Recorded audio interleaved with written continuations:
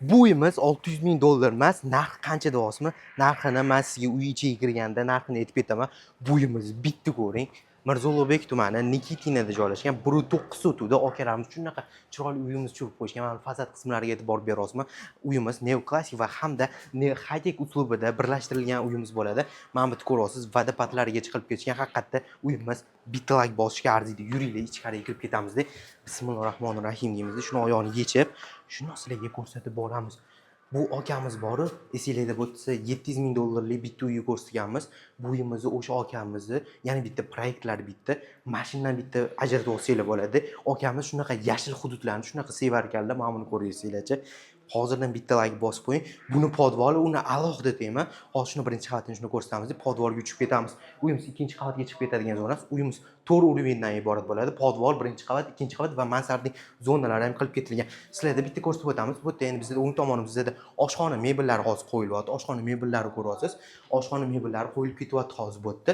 Bizda bu tomonimiz endi bizda yana nima xona desanglar, bu tomoni ham bitta bizda zal qismi bo'ladi. Zal qismini ko'ryapsiz. Lyustrlar haqiqatda boshqacha qilib qo'yishgan. Yuringlar, bitta hozir sizlarga bitta zal qismidan ko'ra bitta joyga o'tib ketamiz. Yuringlar. Bu yerda bizda ko'rsanglar, ota-onalar uchun yotoqxonasi bo'ladi. O'zini ota-onalar uchun yotoqxonasini o'zini bu sanuzul qismlari qilib ketishgan. Yuringlar endi sizlarga bu birinchi qavatda bu общий bizada sanuzul qismimiz bo'ladi.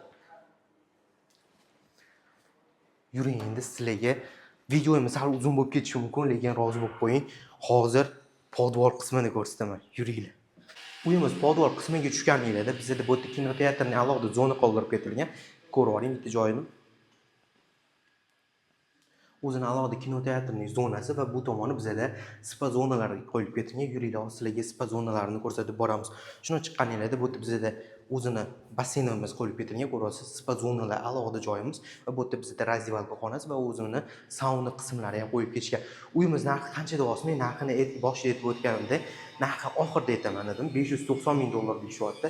Ya'ni ustida o'tib beradigan joylari bor. Past telefon nomerini qoldirganman, aloqaga chiqing.